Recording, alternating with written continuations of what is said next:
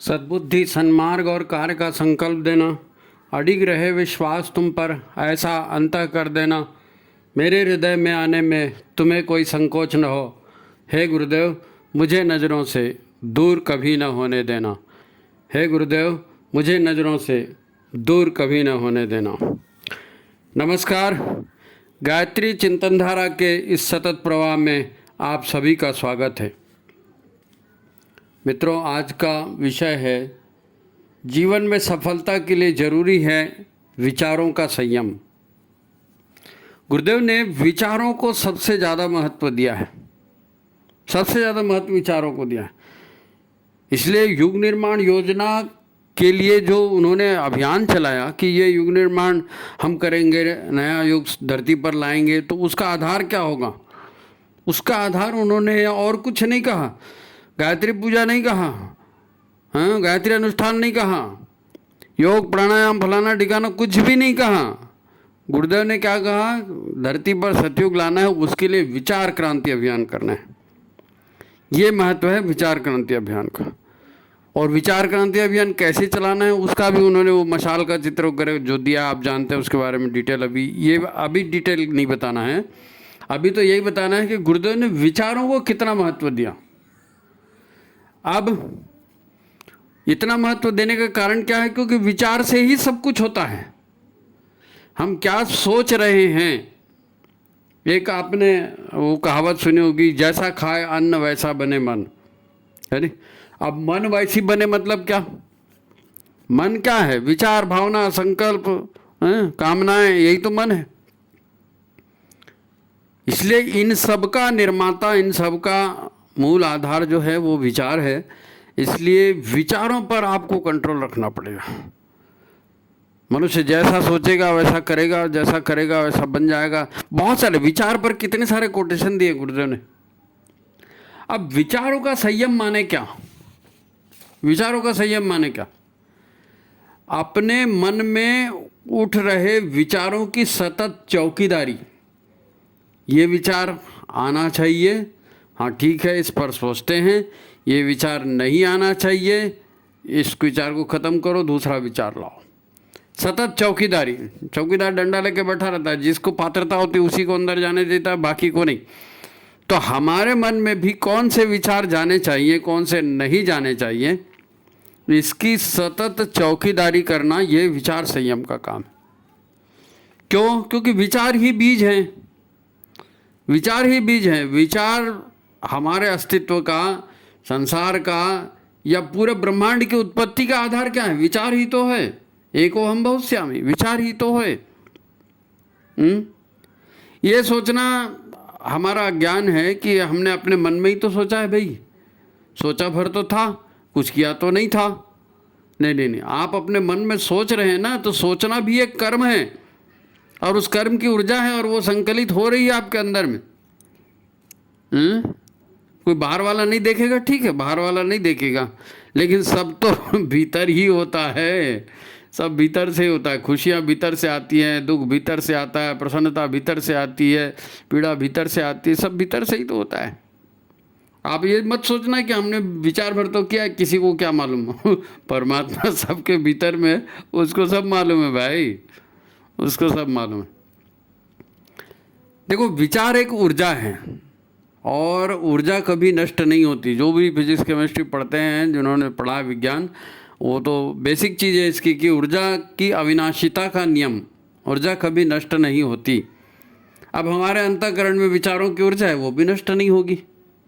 नहीं नष्ट होगी तो क्या होगा? संचित होते रहेगी, संचित होते रहेगी। अभी आपने 1 ग्राम सोचा, फिर कभी 2 ग्राम सोचा, फिर कभी 1 ग्राम सोचा, करते करते वो 50, 60, 100 ग्राम, 150 ग्राम, 1 किलो तक पहुंच गया, तो फिर तो क्रियान्वित होना ही है उसको। भाई विचारों से ही तो भावना बनती है, कामना बनती है, वासना बनती है, विचार ही संकल्प बनते हैं। इन्हीं से जीवन की उत्पत्ति होती है। विचारों से ही जीवन की उत्पत्ति, क्योंकि मनुष्य जैसा सोचेगा वैसा हो जाएगा ना। तो विचारों से ही जीवन की उत्पत्ति है। आपको स्त्री बनना है, आपको पुरुष बनना है, कैसे बनेंगे? आप अपने भावनाओं से, अपने विचारों से ही तो बनेंगे। आत्मा का तो कोई लिंग होता नहीं। बहुत महत्वपूर्ण है विचार। विचार को ऐसा मत समझिए कि कोई देख नहीं रहा है तो क्या फर्क पड़ेगा। आपके अंदर का परमात्मा है ना, वो देख रहा है, उसकी उपस्थिति में सब काम हो रहा है, तो वो पूरा व्यवस्था उसने बना के रखी है। ऊर्जा कभी ख़त्म नहीं होगी, आपके भीतर रहेगी। वो विचार ऊर्जा है, जीवन का कारण है। जब हम ज्ञान योग की बातें करते हैं, ईश्वर से जुड़ने के 3 तरीके बताए ना, ज्ञान योग, कर्म योग और भक्ति योग। तो ज्ञान योग की बातें करते हैं, अध्यात्म विज्ञान की बातें करते हैं, तो क्या मूल मानते हैं? मूल बात क्या मानते हैं संसार का? मूल बात 2 ही है, आदि शक्ति और चेतना।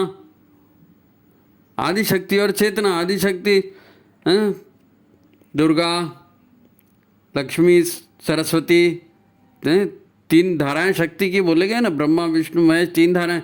तो इन तीनों को उत्पत्ति करने वाला कौन है? वो आदि शक्ति है। तो आदि शक्ति से ही सब कुछ उत्पन्न हुआ है। तो दुनिया का, संसार का मूल क्या हुआ? आदि शक्ति और चेतना। आप बोलेंगे कि भैया हम अपने दुख से परेशान हैं, मुसीबतों से परेशान हैं, गुरुदेव हमको समाधान दें, हमको आशीर्वाद दें। आप ठीक सोचते हैं, हम वैसे ही परेशान हैं और आप हमको ज्ञान विज्ञान समझा रहे हो, ये बात आपके दिमाग में आ सकती है कि यार अभी ज्ञान मत पेलो, अभी तो हम बहुत परेशान हैं हम। अरे तो वो परेशानियां दूर करने के लिए ही तो ज्ञान की जरूरत है। परेशानियां दूर करने के लिए ही ज्ञान की जरूरत है। बंधनों को, मुसीबत के कारणों को जानेंगे तभी तो मुसीबतों से छुटकारा मिलेगा। मुसीबतों से मुक्त कैसे होंगे बिना जाने? हम तो मुसीबतें एक के बाद एक ओढ़े जा रहे हैं और कहते हैं कि हमें बहुत तकलीफ हो रही है, बहुत तकलीफ। तो भैया मुसीबतों आप खुद ही बुला रहे हो, आ बैल मेरे को मार। अब बैल मार रहा है तो दर्द हो रहा है। तो कारणों को जानना पड़ेगा, मुसीबतों के कारणों को जानना पड़ेगा, और उसके पीछे आएगी यही नकारात्मक ऊर्जा। नकारात्मक ऊर्जा कहाँ से आती है? नकारात्मक विचारों से आती है। विचार, सकारात्मक विचार आपको खुश करेंगे, नकारात्मक विचार आपको पीड़ा देंगे। अभी जो हो रहा है वो तो भुगत रहे हैं आप, लेकिन उसके कारण को समझ में आएगा ना, तो आप आगे से नहीं करेंगे। तो विचारों का संयम करना है। विचारों का संयम माने क्या, ये अपन यहाँ पर आज वीडियो में उसको गहराई से समझने की कोशिश करेंगे। और ये सबके लिए ज़रूरी है, ये किसी एक व्यक्ति, एक विशेष के लिए नहीं है। नहीं साहब हम तो बहुत ज़्यादा हैं, हमने बहुत पढ़ लिया, हमने बहुत ये कर दिया, हम तो ये करते हैं, वो करते हैं। वो सब आप करते हो ठीक है, वो सब आप करते हो ठीक है, लेकिन आपका भविष्य आपके कर्म से बनेगा, और कर्म का आधार विचार और भावनाएं ही होती हैं। ठीक है, तो आप वीडियो को लाइक कर लीजिए और शेयर कर दीजिए, और जिन्होंने चैनल को सब्सक्राइब नहीं किया वो सब्सक्राइब भी कर लीजिए। अरे तो ठीक है, आगे चलें मित्रों। कोई माने या न माने, लेकिन ये बात साफ है कि संतुलित सुखी जीवन कैसे जिया जाए ये लोगों को नहीं मालूम। संतुलित सुखी जीवन कैसे जिया जाए ये लोगों को नहीं मालूम। पहले इतने सुख सुविधा के साधन नहीं थे, लेकिन फिर भी लोग हृष्ट पुष्ट होते थे, सुखी संतुष्ट होते थे। 20-20, 24-24, 40-40, 50-50, 100-100 लोगों का परिवार होता था, और कोई अस्पतालबाजी नहीं, कोई कोर्टबाजी नहीं, कोई कोर्ट कचहरी नहीं, कुछ नहीं, और बड़े प्रेम से लोग बाग जीवन जीते थे। किसी बात का डर नहीं होता था। एक कमाता था, 10 लोग खाते थे। बड़ा संतुलित। मैं ये नहीं कहता कि अभी वो दिन लाने हैं, लेकिन बात साफ थी कि पहले के लोगों ने शोध करके, रिसर्च करके परिवार तंत्र बनाया, एक व्यवस्था बनाई कि परिवार ऐसा रहेगा, स्त्री पुरुष ऐसे रहेंगे, बच्चे ऐसे रहेंगे, बच्चों का विकास ऐसे होगा, खान पान ऐसा होगा, स्वस्थ ऐसा रहेगा। वो जीवन पद्धति उतरी, संस्कार बनाए, उसके लिए संस्कार परंपरा बनाई, और लोग सुखी हुए। अब वो सब पुरानी बातें बोल करके और दकियानुसी बातें बोल कर उसको छोड़ दिया। नहीं तो आप सोचो ना, इतने सुख सुविधा के साधन हैं, लेकिन लोग सुखी कहाँ हैं? लोग सुखी कहाँ हैं? इतने लोग बोलते हैं भी पढ़ा लिखा करो, अच्छा कमाओ तो जीवन अच्छा बनेगा। सब लोगों ने इतना पढ़ा लिखा और सब इतना कमा रहे हैं, किसी का जीवन अच्छा बना? किसी का जीवन अच्छा बना क्या? जीवन का आधार है कार्य, कार्य का आधार है भावना, विचार। लोगों को पता नहीं है कैसे जिया जाए। गुरुदेव कहते हैं कि मैं व्यक्ति नहीं, मैं विचार हूँ। गुरुदेव ने कहा ना, मैं व्यक्ति नहीं विचार हूँ। अब लोग सोचते हैं कि अच्छा ठीक है, गुरुदेव ने कहा, हाँ तो अच्छा ही कहा होगा, इस कान से सुन लिया, उस कान से निकाल दिया, क्योंकि गुरुदेव विचार हैं, हम थोड़ी विचार हैं। तो इस कान से सुन के उस कान से निकाल। अरे भाई, गुरुदेव का एक एक शब्द ब्रह्म वाक्य है, उसको समझना पड़ेगा, समझना पड़ेगा। जब वो कह रहे हैं कि मैं व्यक्ति नहीं मैं विचार हूँ, तो इतनी बड़ी महाकाल रूपी सत्ता है, हम उस पर ध्यान नहीं देते ना। हम तो गुरुदेव को महाकाल मानते हैं, माता जी को साक्षात भगवती मानते हैं, भगवती शक्ति है ना, और फिर भ्रम में फंस जाते हैं। क्योंकि 33 कोटि देवी देवता हैं, देव है, गंधर्व है, किन्नर है, राक्षस, इंद्र, वरुण, हनुमान, राम, कृष्ण, इतना कुछ हमारे दिमाग में ठसा ठस भरा हुआ है स्मृतियों के रूप में, और गटसट सब हो गया, पुराण कथा वो कथा, और सुन सुन के आदमी जो है ना रट तो लिया है, लेकिन उसको समझ में कुछ नहीं आया। जन्म जन्मांतर की स्मृतियाँ उसी में भरी पड़ी हैं।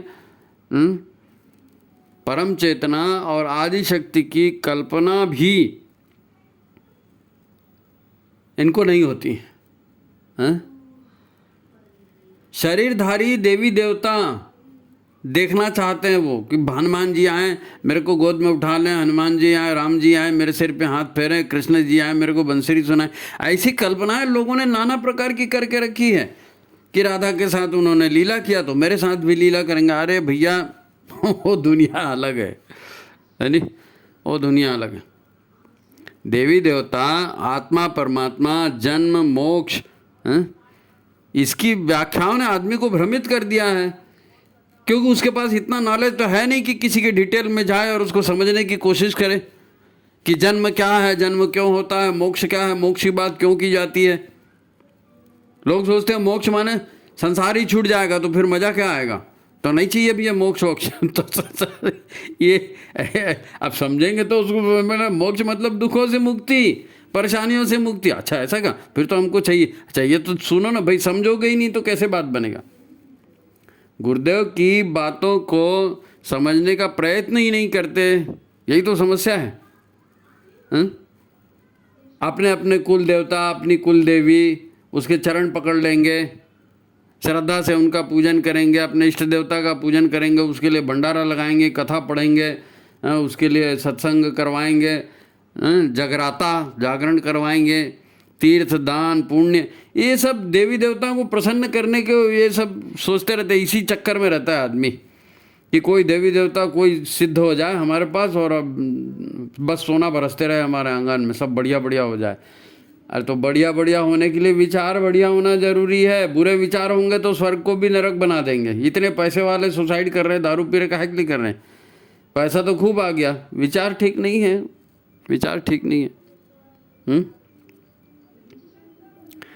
तो ये रास्ता नौसिखिए के लिए अ आ ई सीखने जैसा है। कौन सा रास्ता? ये इसकी पूजा, उसका पाठ, वो तीर्थ, वो कथा, वो भंडारा, वो ये जितने भी उपास कर रहे हैं ना, ये है रास्ता, इससे आप आगे जा सकते हैं। लेकिन इस रास्ते पर आकर आगे चलना पड़ेगा। आप लोग तो वहीं आके वहीं खड़े हो जाते हैं ना, लोग वहीं आके वहीं खड़े हो जाते हैं। हाँ स्कूल गए, हाँ भैया गए, क्या सीखे स्कूल में? अ आ ई उ ए ऐ ओ औ अम अहा। अच्छा तो पिछले साल क्या सीखा वही सीखा, उसके साल क्या सीखा वही सीखा, तो बरसों से उसी सीखे, वहीं के वहीं खड़े हैं। अरे भाई आगे भी चलो ना, आगे भी चलो। शुरुआत अच्छी है, शुरुआत अच्छी है। तो यहीं पर लोगों में गलती होती है। लोग यही मान कर बैठे रहते हैं कि हम तो धार्मिक के रास्ते पर हैं, हम तो आध्यात्म के रास्ते पर हैं। फिर लोगों की तकलीफ दूर नहीं होती। लोगों की तकलीफ दूर नहीं होती तो तकलीफ क्यों हो रही है उसका कारण कौन समझेगा भाई? अगर भक्ति भावना है तो उस उच्च कोटि की भावना होनी चाहिए। ईश्वर के ऊपर छोड़ दीजिए सब, फिर वो दुख दे सुख दे कैसे भी करे उसके चरणों में पड़े रहिए। नहीं वो हम नहीं करेंगे, हमको तो वही खुशियाँ चाहिए और वही परमात्मा चाहिए और वही ला कर हमको देगा, क्योंकि हम उसकी भक्ति कर रहे हैं। तो बनियागिरी कर रहे हो, व्यापार नहीं। 1.5 किलो मिठाई चढ़ा दिया और 2 दिन का भंडारा करा दिया तो ये करा दिया तो हमको अब ये पुण्य मिलना चाहिए, ऐसा सौदा? ऐसा नहीं होता भाई, ऐसा नहीं होता। पूरा संसार विज्ञान में है और अब तो आध्यात्म विज्ञान का युग आ रहा है। इन सब चीज़ों को समझना पड़ेगा। माथा पकड़ के बैठ जाए क्या भाई मेरी तो तकदीर ही खराब है, मेरी बात कोई समझता ही नहीं, सुनता ही नहीं, हाँ? और फिर डिप्रेशन में चले जाते हैं लोग। बीमारियां घर कर लेती हैं, तनाव में आ जाते हैं। और किसी किसी का तो मन इतना कमज़ोर हो जाता है, भय, आक्रोश, अज्ञान ही सबका मूल है ना, अज्ञान ही सबका मूल है। अब अज्ञान होता है, अज्ञान है मतलब क्या है, सही ज्ञान नहीं है। सही ज्ञान नहीं है रहेगा तो आदमी कंफ्यूज होगा, भ्रम में जाएगा, और कंफ्यूजन भ्रम में रहेगा, अपनी ऊर्जाओं को दबा दबा के कुंठा में जिएगा तो वो आत्मा भी सिकुड़ जाती है। फिर कोई भी भूत प्रेत पकड़ लेता है, कुछ भी कर लेता है, सब आखिरी में ना सब लोग उसको घुमा फिरा के भाग्य पर, हमारे भाग्य ही खराब है जी, हमारी तकदीर ही खराब जी। भैया भाग्य और तकदीर खराब है ठीक है, लेकिन उसको खराब आपने बनाया है उसको खराब आपने बनाया है। मनुष्य अपने भाग्य का निर्माता आप है। मनस्थिति बदले तो परिस्थिति बदले। गुरुदेव ने इतने सूत्र दिए, ध्यान दो ना उसके ऊपर। वो चलने के लिए है, रट करके स्टिकर चिपकाने के लिए नहीं है, चलने, वो करना है आपको। अभी की तकलीफ मत देखो कि अभी मेरे को फोड़ा हो गया और उससे मवाद बह रहा है। हाँ, फोड़ा हो गया, मवाद बह रहा है, उसका इलाज करो, वो ठीक है, लेकिन अगली बार फोड़ा नहीं होना चाहिए। इधर कौन ध्यान देगा, इधर ध्यान देना है। अब वो तो किया हुआ परिणाम है ना जी, वो तो किया हुआ परिणाम है, तो कर चुके हो, उसका रिजल्ट तो आएगा ना। अब आ रहा है तो उसको झेलो। देखो, आध्यात्म कोई जादू नहीं है, सारी दुख तकलीफें एक झटके में दूर हो जाएंगी। सारी तकलीफें एक तकलीफ झट हो जाएगी। लोग भाग्य की, पूर्व जन्म की बातें करते हैं और फिर से नई नई देवी देवताओं के चक्कर में पड़ जाते हैं। वो देवता है ना, वो भैरव है, वो काल भैरव है, वो यक्षिणी है, वो पता नहीं कहाँ कहाँ से अप्सरा और मेनका, नहीं मालूम क्या क्या क्या क्या आजकल, और यूट्यूब में सब आ गए, इसकी साधना उसकी साधना। अरे भैया उनसे क्या होने वाला है, उनसे क्या होने वाला है। कर्म मूल संसार करी राखा। गुरुदेव खुद इसके बारे में बोलते, बेटा तुम यहाँ वहाँ चक्कर मत मारो, इस देवी देवता को पूजेंगे, उस देवी देवता को पूजेंगे और उनसे अनुदान मांगेंगे, वर मांगेंगे। अरे मांगने से भीख मिलती है, भीख में कोई लाखों करोड़ों देता नहीं है। भीख में 10 पैसे, 20 पैसे, 1 रुपया, 2 रुपया मिलेगा। अगर तुमको कुछ चाहिए तो अपनी पात्रता बढ़ाओ। अब फिर वही बात कि पात्रता बढ़ाओ, बोले हाँ गुरुदेव ने बोला पात्रता बढ़ाओ, तो कैसे बढ़ेगा, तो हम जाप करेंगे, तो हम यज्ञ करेंगे, तो हम शांति कुंज जाएंगे, तो बस वो आकर। अरे भैया, विचार क्रांति की बात, पात्रता विचारों से बनेगी, विचारों से मन बनेगा ना, विचारों से भावनाएं बनेगी, फिर मन और भावनाओं के हिसाब से काम करोगे आप। पात्रता का विकास कैसे होगा, मन को, है ना, वो सद्बुद्धि देव करके बोलते हैं ना, गायत्री का प्रार्थना तो यही है, वह परमात्मा हमको सद्बुद्धि की ओर प्रेरित करे। तो पात्रता का विकास ये मेन बात है। अब उधर हम ध्यान ही नहीं देते ना। गुरुदेव ने कहा और हमने सुन लिया और हमने उस पर भाषण भी देना शुरू कर दिया। पात्रता का विकास सही बात है, फिर बात वही आती है ना कि पात्रता का विकास माने क्या, पता नहीं। गुरुदेव ने कहा तो है पात्रता का विकास, तो हम ये करते हैं, इतने साल से कर रहे हैं, हमने ये किया, हमने वो किया, वो पूरी लंबी लिस्ट लोगों को सुनाना शुरू कि भैया पात्रता का विकास ऐसा और वो ऐसा। अरे भाई, तो फिर तुम दुखी क्यों हो, तुमको बीमारियां क्यों हो रही हैं, तुम टेंशन में क्यों आ रहे हो, तुम्हारे ऊपर मुसीबतें क्यों हैं। भाई मुसीबतें किसके ऊपर नहीं आई, राम के ऊपर कम मुसीबतें आई, लेकिन उन्होंने कोई तकदीर को तो दोष नहीं दिया। कृष्ण के ऊपर कम मुसीबतें आई, उन्होंने भी तकदीर को दोष नहीं दिया। मुसीबतें जब जन्म लिया है तो आड़े तिरछे दिन आएंगे ना, तो उससे निजात कैसे पाना है, इसीलिए तो गुरु बनाए हैं। तो जो गुरु बनाए हैं वो गुरु क्या कह रहे हैं उसको भी तो समझना है। हम उल्टी सीधी भावनाएं करते हैं, उल्टे सीधे विचार पाल लेते हैं, ऐसा नहीं होगा तो ऐसा हो जाएगा, ऐसा नहीं होगा तो ऐसा हो जाएगा, फिर वो ऐसा कर देगा, फिर हम वो ऐसा कर देंगे। न जाने कितनी विचार, न जाने कितनी भावनाएं, न जाने कितनी कामनाएं हम अपने हृदय में पाल लेते हैं। हे भगवान, कैसे भी करके एक बार, कैसे भी करके एक बार। और तो तुमने 1000 भावनाएं रखी और वो भावनाएं पूरी नहीं हुई और कर्म पूरा, तो वो कुंठाओं पे बदल गई, कुंठाओं में बदल गई। दूसरे को देखते हैं, दूसरा खुश है, हमको देखते हैं, अरे नहीं हमारे तो दिन बेकार है, पता नहीं कब ठीक होगा। यहाँ सिर पटक रहे हैं, वहाँ हाथ पैर पटक रहे हैं, ये कर रहे हैं, वहाँ से लोन ले रहे हैं, वहाँ से यहाँ झूठ बोलो, वहाँ धोखाधड़ी करो, नहीं मालूम क्या क्या। तो इनकी वजह से पूरा ऊर्जा तंत्र खराब हो रहा है। भाई पहले ही अपन ने कहा ना कि ब्रह्मांड क्या है, प्रकृति और परमात्मा। प्रकृति, नेचर और चेतना, परमाणु और चेतना, कुछ भी नाम दो आप उसको। अब वो पूरा ऊर्जा तंत्र हमारा जो है वही असंतुलित हो रहा है, ऊर्जा का प्रवाह हमारे भीतर ठीक नहीं हो रहा है। भाई आप गायत्री के लिए प्रार्थना करते हो, हे भगवान, है ना, वो सुख नाशक दुख स्वरूप दुख नाशक सुख स्वरूप श्रेष्ठ परमात्मा को हम अंतःकरण में धारण करें, फिर वो परमात्मा हमारे बुद्धि सन्मार्ग में प्रेरित करते, ये भावना है ना। इस भावना के साथ उसको करना है, लेकिन करना है कैसे करना है? तो कषाय कल्मश हटाना है, मन वाणी अंतःकरण पवित्र करना है। वो अगर नहीं करेंगे तो ये कैसे होगा? वो अगर नहीं करेंगे तो ये कैसे होगा? इसलिए बुरे विचारों को हटाना है, तब तो अच्छे विचार आएंगे। या अच्छे विचार लाते रहो, बुरे की तरफ ध्यान मत दो, वो भी एक तरीका है। और सही तरीका यही है कि आप अपने अच्छाइयों को बढ़ाते जाइए, दुनिया एक दिन आपकी बुराई को भूल जाएगी। बात आपको जो रास्ता समझ में आता उस रास्ते पर चलो, लेकिन मेन बात यही है कि भीतर का कन्फ्यूज़न दूर करना पड़ेगा, भीतर का अज्ञान दूर करना पड़ेगा, और भीतर में जो भ्रम है, अनिश्चितता है, उसको दूर करना पड़ेगा। और भीतर में जो उल्टे सीधे विचार पाल के रखे हैं, उल्टी सीधी भावनाएं पाल करके रखी हैं, अब वो पूरी नहीं हो रही है, तो फिर बीपी हो रहा है, फिर शुगर हो रहा है, फिर आर्थराइटिस हो रहा है, फिर वो ये खराब हो गया और वो खराब हो गया और जॉन्डिस हो गया और नहीं मालूम क्या क्या क्या क्या, कैंसर हो गया, थायराइड हो गया, बहुत बहुत सारी बीमारियां। सब जितनी भी तुम्हारी ये आजकल की बीमारियां, सब काहे से? भावनाएं दब रही हैं, बीमारियां उभर रही हैं। भावनाएं दब रही हैं, बीमारियां उभर रही हैं। सेक्स का चिंतन करेंगे, सेक्स नहीं कर पाएंगे। पैसे का चिंतन करेंगे, पैसा नहीं मिल पाएगा।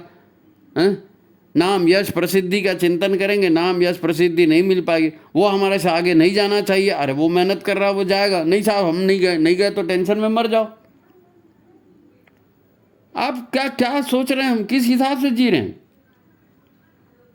देखो, हमारे यहाँ पहले कहा जाता था, अभी भी जो लोग अध्यात्म के जीवन में हैं वो लोग जानते हैं कि दुख तकलीफ़ें 3 प्रकार की होती हैं। दुख तकलीफ़ें 3 प्रकार की होती हैं। दैहिक यानी शारीरिक तकलीफ़ आपको हो गई, है ना भाई, आपका शरीर में कोई सिस्टम खराब हो गया, आपने ज़्यादा खाना खा लिया, आपने नींद नहीं किया, आपको चोट लग गई, आपको कुछ भी हो गया, शरीर की पीड़ा है वो, है नहीं। और दूसरा क्या है? भौतिक। आप संसार में जी रहे हैं और संसार में जीते हुए बहुत सारे काम आप कर रहे हैं, और उसमें कितना सही है कितना गलत है क्या नहीं मालूम, और व्यवहार में फिर आपको पीड़ा हो रही है। और एक कारण ऐसा है कि आपने संसार में भी ठीक रखा, अपने शरीर को भी ठीक रखा, फिर भी हो रही है। उसको क्या कहते हैं? दैविक। तो दैविक, भौतिक और शारीरिक, क्या बोल देंगे उसको? दैहिक, भौतिक और दैविक ताप। ये 3 तरह के ताप, 3 तरह के कष्ट बताए गए ना। अरे इससे बड़ा सच कुछ नहीं है भाई, इससे बड़ा सच कुछ नहीं है। अब शरीर जैसा चलाना चाहिए वैसे हम चलाएंगे नहीं साहब, हमको तो ये खाना अच्छा लगता है, हमको तो ये पीना अच्छा लगता है, हम तो ऐसे ही कपड़े पहनेंगे, हम तो इतनी देर जगेंगे। तो हम तो फिर क्या कर रहे हैं? हम अपने विचारों को गलत ट्रैक पे ले जा रहे हैं, वो विचार आपको गलत रास्ते पर ले जा रहे हैं, और उससे शरीर का नुकसान हो रहा है, आप बीमार हो रहे हैं। सीधी सीधी बात है, सीधी सीधी बात। आजकल एक नया शब्द आया है, साइको न्यूरो इम्यूनोलॉजी।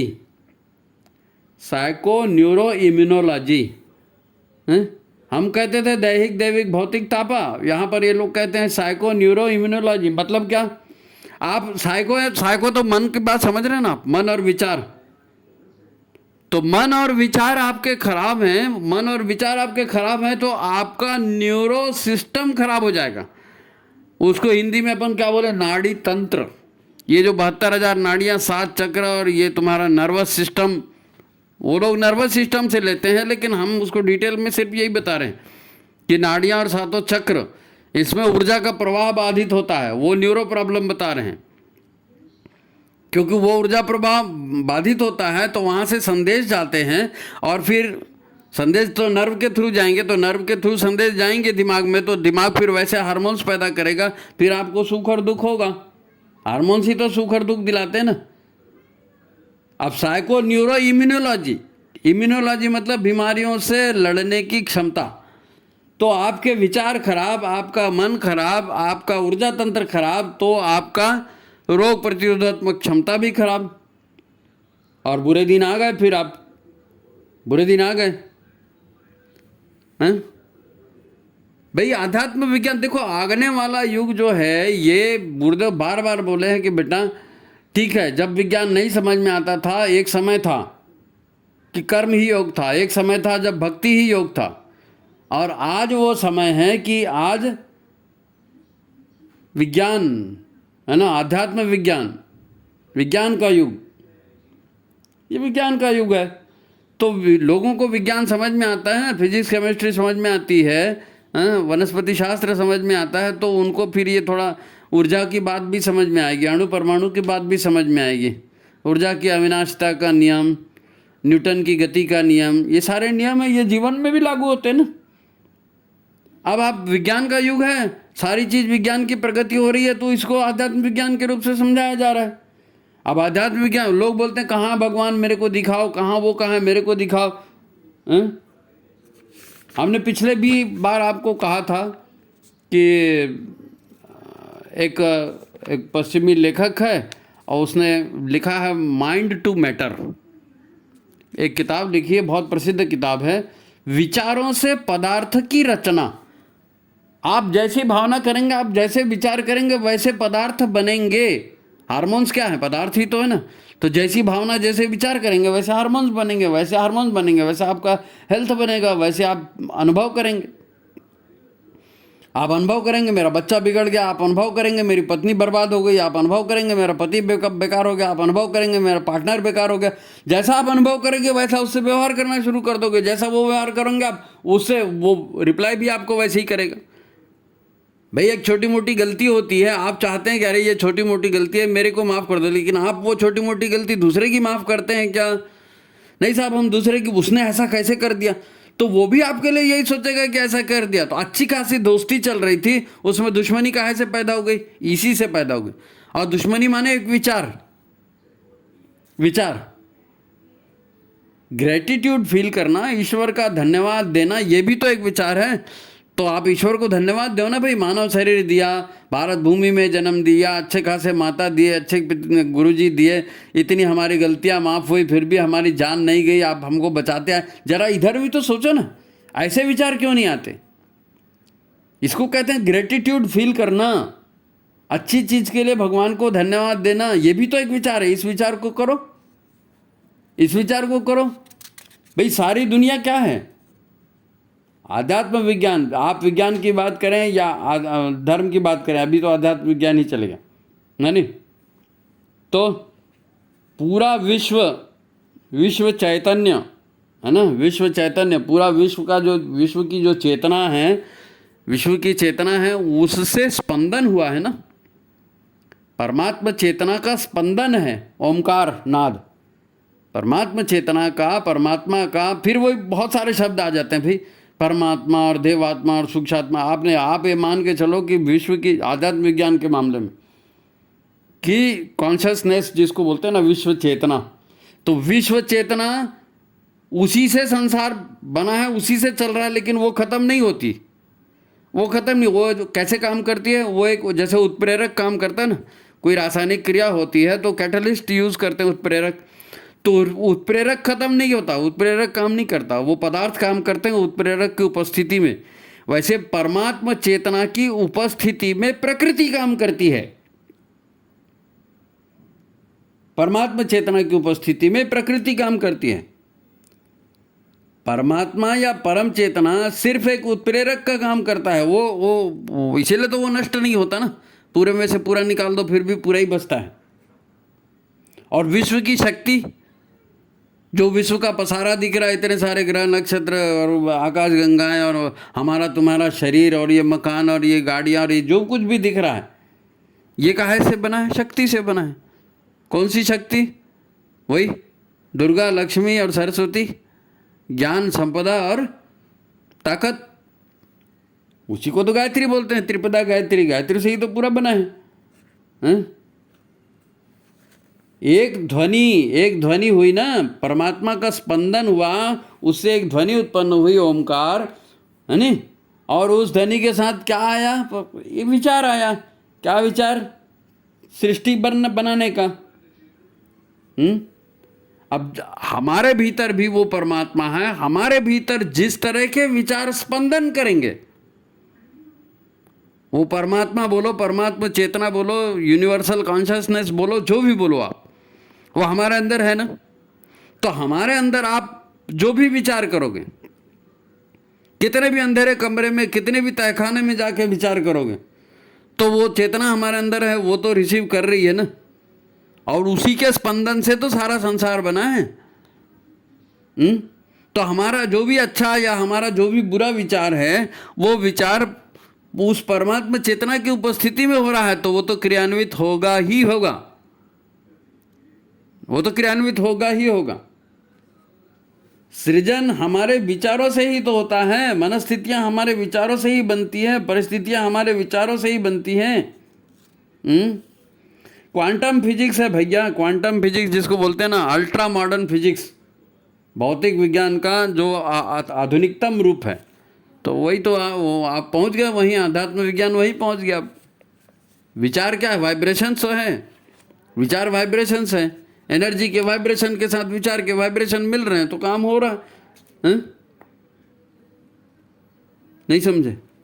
समझ लो, कोई कुछ नहीं करता, कोई तकलीफ नहीं देता, हमारे ही कृति, हमारे ही विचार लौट के हमारे पास आ रहे हैं, क्योंकि और कोई रास्ता ही नहीं है। दुनिया गोल है, आप किसी को भी कुछ भी देंगे, वो घुमा फिरा के आपके पास आएगा। आप अनुदान देंगे, आप आशीर्वाद देंगे, आप सेवा देंगे, आपको अनुदान, आशीर्वाद और सेवा मिलेगी। आप दुख देंगे, आप कष्ट देंगे, तकलीफ देंगे, तो सामने वाला रिसीवर थोड़ी बैठा है, वो तो आएगा आपके पास। भाई ये क्रिया होगी, क्रिया से आपने किसी का कुछ बिगाड़ दिया, तो उस क्रिया के साथ प्रतिक्रिया भी तो जुड़ी है ना, तो वो तो आपका भी बिगड़ेगा ना, वो तो आपका भी बिगड़ेगा। तो इस बात को समझना पड़ेगा। विचार क्रांति अभियान कहा ही इसीलिए गया है कि आप अपने विचारों को तो ठीक करो पहले। आप अपने विचारों को ठीक करेंगे तो मनस्थिति ठीक होगी, मनस्थिति ठीक होगी, उसी आधार पर काम करेंगे, परिस्थिति ठीक होगी, परिस्थिति ठीक होगी तो सफलता मिलेगी। सीधा सीधा तो गणित है जी। भाई विचार जो हैं आपकी इंद्रियों को प्रभावित करते हैं ना। अब आप लोग बोलते हैं कि भाई दुख तकलीफ दूर करना है, मेडिटेशन करो, तो ठीक है, मेडिटेशन में क्या होता है? आप अपने मन को इंद्रियों से हटा लेते हैं। मन को इंद्रियों से हटा लेते हैं,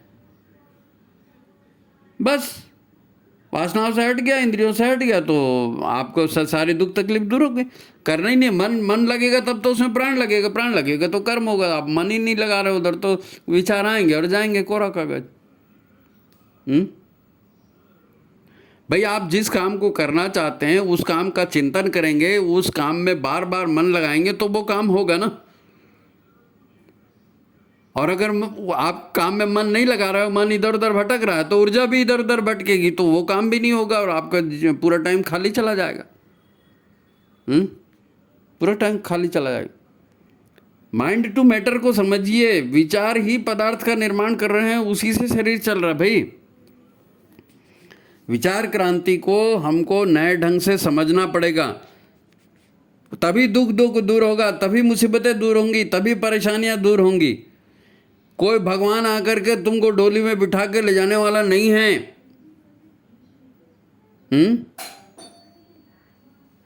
प्राण का स्वामी मन नहीं है, प्राण मन की पूंजी नहीं है, प्राण आत्मा की पूंजी है। मन तो आप एक सॉफ्टवेयर जैसा समझो, जो विचारों में प्राण को जोड़ देता है, इंद्रियों को आदेश दे देता है, काम हो जाते हैं। अब चेतन मन है, अचेतन मन है, वो सारी चीज़ें लोग सुन लेते हैं। मन क्या है? विचारों का, भावनाओं का, कामनाओं का संग्रह है। अब वो पहले की जो पड़ी हुई है, वो कबाड़ खाने में पड़ी हुई है, उसको बोल देते हैं कि भाई ये अवचेतन में दबा है, अचेतन में दबा है। पिछले जन्म का है, उसके पिछले जो 50 जन्म का है, सब दवा पड़ा है। आकाश में संग्रहित हो जाता है और ज़्यादा होता है तो। अब इसने आपकी चेतना को कवर करके रखा है, तो अब एक बार एक शरीर टूट गया, शरीर खराब हो गया, शरीर का सिस्टम खराब हो गया, आपने इतना टेंशन ले लिया कि वायर बस्ट हो गया, तो मशीन काम नहीं कर रही, तो भगवान दूसरी मशीन डालेगा। लेकिन काम तो आप वही करोगे जो आपके अचेतन अवचेतन और सब मन में जो जितनी भी ऊर्जाएँ भरी पड़ी हैं, जो ऊर्जाएँ जो अर्ध विकसित कामनाएँ पड़ी हैं, वही होगा। कर्मों के फल के जो संस्कार हैं वो भी वही सारे पूरे। आप उससे बच ही नहीं सकते। आप सुसाइड करके बचो, सोचो बच जाओगे? नहीं। सुसाइड करके बचोगे नहीं, सुसाइड करके नहीं बचोगे, उल्टा और आत्महत्या का और आप एक ठो पाप और जोड़ लोगे उसके साथ। तो विचार क्रांति अभियान को समझिए। परमात्मा अभी भी सृजन में लगा है, ब्रह्मांड अभी भी फैल रहा है, हैं? और ये फैलाव तब खत्म होगा जब परमात्मा इसको समेट लेगा अपने में। तब तक ये सृजन चल रहा है। और अभी तो ये हम लोगों के मरते तक तो हम लोग सृजन वाले ही युग में हैं। अभी तो अध्यात्म विज्ञान का युग आप भी पूरा देखेंगे ना अभी। जब प्रलय काल होगा, भगवान समेटेगा, तो वो मुद्दा अलग होगा, फिर सारी ऊर्जा परमात्मा में विलीन हो जाएगी। लेकिन अभी हमारे लिए, हम मनुष्य शरीर में हैं और हमारा ये सौभाग्य है कि भगवान ने हमको मनुष्य शरीर दिया है। कभी अपन इसके ऊपर चर्चा करेंगे कि ये 5 तत्वों का शरीर है ना, 5 तत्वों का शरीर है, ये बड़ा महत्वपूर्ण शरीर है। क्योंकि जो मन अभी भोग वासना में, इंद्रियों में, मान अपमान में, यश कीर्ति में, धन संपदा में, पुत्र पितृ बेटा बेटी में लगा है, वही मन जब सत्य की खोज में लगेगा, वही मन जब ज्ञान की खोज में लगेगा, वही मन जब भगवान की खोज में लगेगा, परमात्मा को समझने में लगेगा, तब दुनिया बदल जाएगी। तब दुनिया बदल जाएगी और तब नया सृजन होगा। समझने की कोशिश करेंगे। समझना तो बहुत पड़ेगा, बिना समझे कैसे होगा? बिना समझे कैसे होगा? तो फिर ये विचार क्रांति अभियान जो गुरुदेव ने चलाया है, ये स्वास्थ्य भी देगा, समृद्धि भी देगा, आपका परिवार भी बढ़ाएगा, परिवार में प्रेम भी करेगा, कलह क्लेश भी दूर करेंगे। आप अपने व्यवहार से बदल सकते हैं लोगों को। आप पति को भाषण देंगे, पत्नी को भाषण देंगे, बच्चों को भाषण देंगे, उससे नहीं बदलने वाला है, उससे नहीं बदलने वाला है। आप विचार करेंगे और आप विचार करके वैसे कर्म करेंगे, वैसे कर्म करेंगे। तो कर्म करेंगे तो उसको देख करके लोग प्रभावित होते हैं। बोलने से कौन प्रभावित होता है? बोलने से कोई प्रभावित नहीं होता है, क्योंकि गुरुदेव ने इतना सारा बोला, कहाँ समझ में आया? कुछ समझ में आया? जब गुरुदेव की बोली को, गुरुदेव ने जो कहा उसको आचरण में लाएंगे ना, तब लोग उससे प्रभावित होंगे, क्योंकि वो आपका ज्ञान होगा, आपका ज्ञान होगा। अभी तो आप सुनी सुनाई बात सुना रहे, उसका असर नहीं होने वाला। तो बात जो है समझने की है, बात समझने की है। जब गुरुदेव कह रहे हैं कि मैं व्यक्ति नहीं, मैं विचार हूँ, तो हम भी व्यक्ति नहीं हैं, हम भी विचार हैं। और हमारी भी परिस्थितियाँ खराब नहीं हैं, हमारे विचारों ने इन परिस्थितियों को बनाया, हमारे मनस्थिति को बनाया। तो विचार ठीक करेंगे तो बाकी सब ठीक होगा, विचार ठीक करेंगे तो बाकी सब ठीक होगा। यही तो साधना है। साधना और क्या है? उपासना परमात्मा की, साधना अपने मन की। तो मन की साधना करना मतलब यही है, कौन से चिंतन करना है, कौन सा चिंतन नहीं करना है। जो अचिंत्य है, जो नहीं सोचा जाना चाहिए, जिससे अपना भी शरीर खराब हो रहा है, लोगों का भी नुकसान हो रहा है। आप लोगों का बुरा सोचोगे तो आपका भी बुरा होगा। लोगों को ठगने की सोचोगे तो आप भी ठगे जाओगे, ये तय है। क्योंकि वो ऊर्जा है, वो ऊर्जा राउंड होकर के आपके पास आएगी, बूमरिंग है वो। तो अध्यात्म विज्ञान को ज़रा समझना पड़ेगा। इसके सिवाय कोई बचाने वाला नहीं है। कोई अस्पताल आपको बीमारियों से नहीं छुड़ा सकता, कोई कोर्ट कचहरी आपको न्याय नहीं दिला सकता। आपको न्याय परमात्मा ही दिलाएगा। और वो परमात्मा के रास्ते पर चलकर ही होगा। परमात्मा, भाई परमात्मा काम कैसे करता है? विधाता, परमात्मा को विधाता कहते हैं ना, उसका विधान काम करता है, उसकी विधियाँ काम करती हैं। तो परमात्मा के विधि, परमात्मा के विधान पर हम चलेंगे तो ऑटोमेटिक हमारे लिए सुख शांति का मार्ग वो बनेगा। सुख शांति का मानव बनेगा। हमको भगवान पर विश्वास करना चाहिए। वो एक अनूप जलोटा का भजन था, अनूप जलोटा का पता नहीं, शायद हरिओम शरण किसी का था। जैसा भी हूँ मैं खोटा या खरा, हाँ उसी का है, और शरण जी का। जैसा भी हूँ मैं खोटा या खरा, निर्दोष शरण में आ तो गया, है नहीं। तो भले हमने 1000 दोष किए होंगे, लेकिन हम भगवान की शरण में आ गए, उसके विधान से चलने लगे तो कल्याण होगा। ठीक है। तो हमारे गुरुदेव को आप महाकाल मानते हो, बढ़िया है। माता जी को आप भगवती मानते हो तो बढ़िया है, लेकिन बढ़िया तभी है जब उनके हिसाब से चला जाए। ठीक है।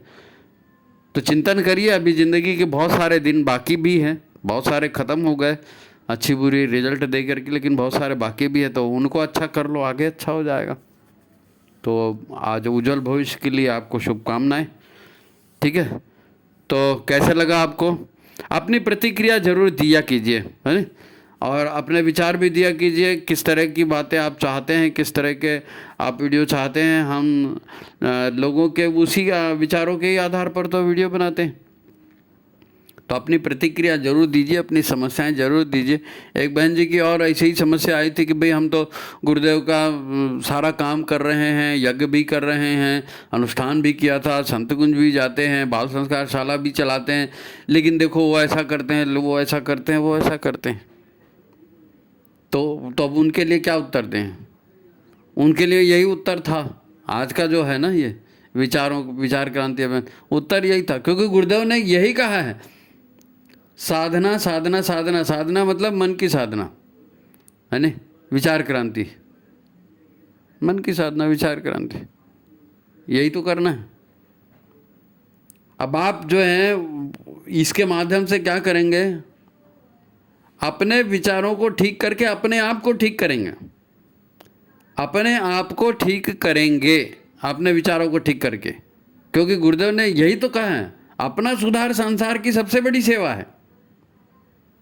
हम दूसरे को सुधारने चले जाते हैं और दूसरा हमारे व्यवहार को देखता है और बिगड़ जाता है कि आ गए हमको भाषण देने के लिए। तो घुमा फिरा के गाड़ी वहीं आ गई। भैया आप मिशन का काम कर रहे हैं, यज्ञ संस्कार करा रहे हैं, बहुत अच्छा बात है, उसका पूरा पुण्य आपको मिलेगा, लेकिन आत्मनिर्माण, अपने आप को बदलना बुरा क्यों लग रहा है? जब आप गुरुदेव काम कर रहे हो, बाल संस्कार शाला चला रहे हो, यज्ञ करा रहे हो, आप ठीक है, गुरुदेव ने तो कहा बेटा कोई नहीं सुनता, दीवारों को सुना के आ जाओ। आप दीवारों को सुना के आए, फिर आपको खराब क्यों लग रहा है? वो कहीं ना कहीं उसको अंदर में कुछ है और वो ठीक नहीं है, और वही आत्मसुधार है। आत्मसुधार करना है, विचारों को ठीक करना है। पूरा का पूरा गुरुदेव ने ना, इतना मतलब हमारा सौभाग्य है कि इतना बड़ा इतनी बड़ी ताकत हमारे बीच में आई। ठीक है, 3200 ग्रंथ लिखे, आप पूरा ग्रंथ नहीं पढ़ सकते, तो कम से कम ये सद्वाक्य जो है ना उनके, ये सद्वाक्यों को ही ब्रह्म वाक्य समझ लीजिए, सद्वाक्यों को ही ब्रह्म वाक्य समझ लीजिए। इसीलिए गुरुदेव ने कहा कि बेटा कुछ नहीं कर सकते तो हमारे ये युग निर्माण संकल्प सूत्र 18 सूत्र है, इसी को जीवन में उतार लो, इसी से तर जाओगे। यही विचार क्रांति अभियान। तो ठीक है, प्रतिक्रिया दीजिए, अपनी सलाह दीजिए, और वीडियो को लाइक कीजिए, शेयर कीजिए, जहाँ तक पहुँचा सकते हैं पहुँचाइए, सुनिए सुनाइए। ठीक है। तो आज की बात यहीं समाप्त। गुरुदेव आपकी सहायता करें, वंदनी माता जी आपकी सहायता करें, आपका मार्गदर्शन करते रहें और आप सन्मार्ग को प्राप्त करें। इसी बात के साथ आज की बात समाप्त। सभी को प्रणाम, नमस्कार।